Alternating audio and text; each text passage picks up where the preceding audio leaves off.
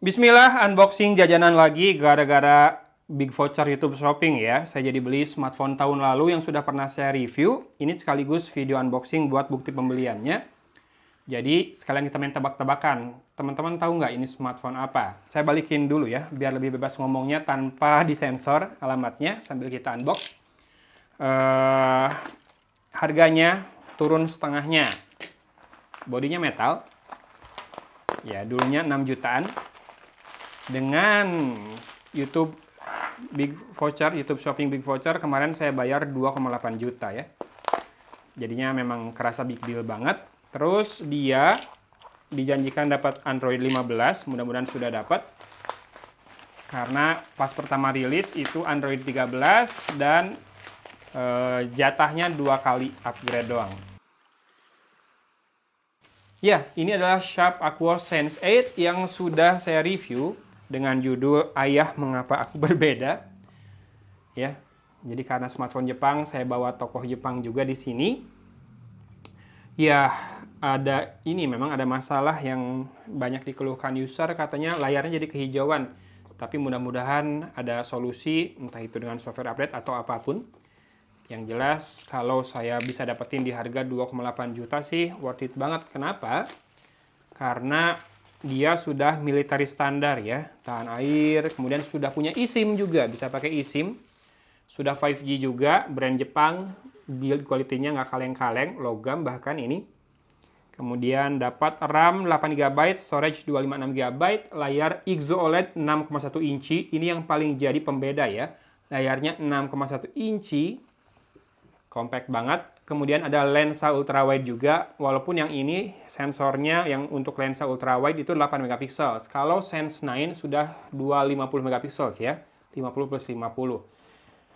Walaupun untuk masalah desain agak masalah selera sih, tapi menurut saya ini lebih macho dibandingkan Sense 9 yang tampil imut dengan dua kamera di belakangnya yang dibikin diagonal ya, dan ada frame-nya yang bentuknya apa sih, pokoknya hasil desain orang Jepang juga, desainer Jepang. Itu ada yang jatuh headphone saya, sorry. Dapat juga perdana Telkomsel prabayar, sudah nggak berlaku nih 2024, karena memang stok tahun lalu ya. Tahun lalunya juga mungkin awal-awal tahun pertama rilisnya. Dapat softcase, ini yang saya beli yang warna copper, warna tembaga. Jadi bukan warna gold, copper ya. Ini ada quick start guide sama kartu garansinya. Mungkin udah nggak dapat bonus apa-apa. Biasanya kalau Sharp yang baru, kayak kemarin pas beli Sense 9 sama Aquos R9 tuh dapat cashback 500.000. Ada yang dapat gratis video setahun juga. Seri A sama 6 bulan Premier League. Masih dapat ini ya. Headset kabel in-ear tipenya. Ada mikrofonnya. Karena memang smartphone-nya masih punya jack audio 3,5 mm. Saya sambil nyalakan duluan deh, takutnya baterainya udah habis, harus dicas. Oke, getar. Ada, menyala ya. Kemudian dapat kabel Type-C to Type-C, mantap ini. Chargernya sudah Type-C. Dengan output 30 watt ya, power delivery. Kemudian dikasih OTG adapter, Type-C to Type-A female. Jadi buat nyolok flash disk, buat nyolok kabel Type A bisa. Dan ini pakai USB Type-C 3.2 ya. Kabarnya bisa jadi display karena sudah USB Type-C 3.2. Bisa dicolokin ke layar harusnya buat mirroring. Nah, saya setup dulu ya. A few moments later. Oke, sudah masuk ke home screen. Ini dia layar 6,1 incinya. Ya, bezel frame layarnya tebal ya. Jangan kaget. Harusnya udah pada tahu, tapi kece kok asli ini. Dengan bahan metal semuanya, ada 2 garis antena di kiri.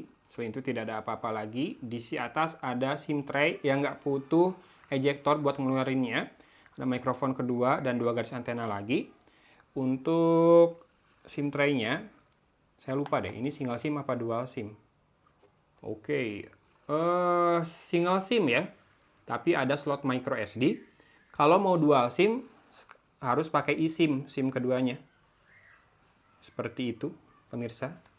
Kemudian di sisi kanan ada volume rocker yang di atas banget, terpisah dari tombol power yang sekaligus berfungsi sebagai fingerprint scanner. Ada 2 garis antena lagi, dan di sisi bawah ada mikrofon, jack audio 3,5 mm, ini port Type-C-nya lagi saya colok, dan speaker grill yang berupa 1 garis memanjang seperti itu.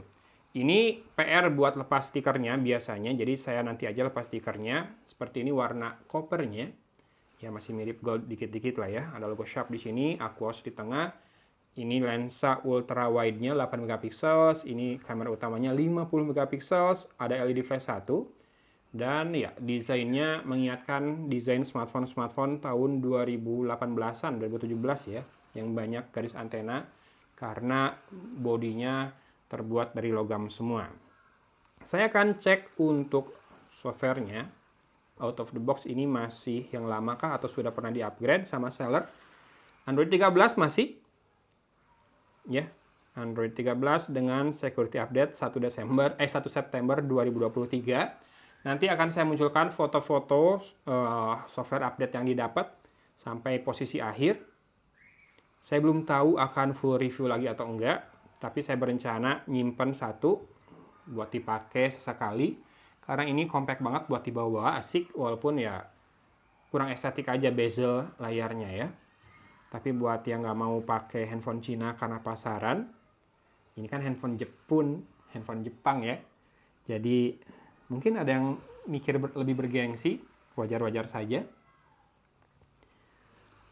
Yang saat ini layarnya sih belum ada masalah, mudah-mudahan nggak ada masalah. Saya akan update sampai mentok banget software update-nya. Aplikasi yang dibawa juga nggak terlalu banyak, bloatware-nya cuma video, traveling, sama etalase apps ya. Kayaknya Sharp sama video ini banget, sohib banget, soulmate banget. Ini untuk kameranya. Biasanya sih user experience-nya kurang enak gitu ya, karena biasanya buat ganti resolusi video aja ribet, harus masuk ke menu. Kayak gitu. Di Aquos Sense 9 aja masih kayak gitu kok. Jadi nggak bisa ngarep banyak sih kalau soal itu, karena memang beda banget user experience handphone Jepang sama handphone Cina. Kita sudah terbiasa dengan handphone Cina, dan ya mungkin dengan jumlah user yang banyak, mereka bisa ngadain riset yang lebih baik untuk menghasilkan user experience yang lebih enak dipakai. Ini sudah terpasang anti gores juga ya, dan tadi kan dapat soft case bening, jadi tinggal pakai. 6,1 inci, cocok buat yang butuh smartphone compact. Baterainya ini, saya lupa deh, 4500 atau 5000 mAh. Kemudian sudah waterproof. Lengkapnya di kiri aja ya, speknya ya. Standar military juga, dan jangan lupa ada eSIM. Serta bisa colok display buat mirroring ke monitor. Buat handphone nge-display di toko misalkan. Atau di event pameran. Mungkin ini salah satu pilihan terjangkau saat ini ya. Mudah-mudahan sih masih kebagian Android 15. Saya akan munculkan update-nya deh. Dia mentoknya di mana setelah saya connect WiFi nanti ya.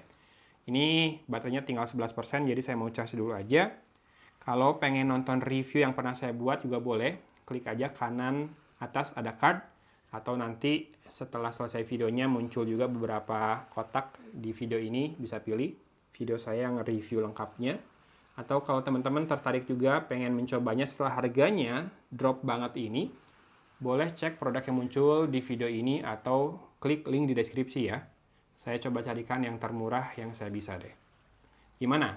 Menarik nggak di harganya yang sekarang? Ya ini harga normalnya 3,1 atau 3,2an. Dengan big voucher YouTube Shopping kemarin 12% kan diskonnya. Jadi saya bayar sekitar 2,8 jutaan. Sharp Aquos Sense 8 yang punya pembeda yang sangat kentara gitu ya. Terutama dalam ukuran layar, punya eSIM, dan harganya yang sekarang sudah turun. Oke, boleh komen ya, gimana pendapat teman-teman tentang handphone ini di tahun 2025.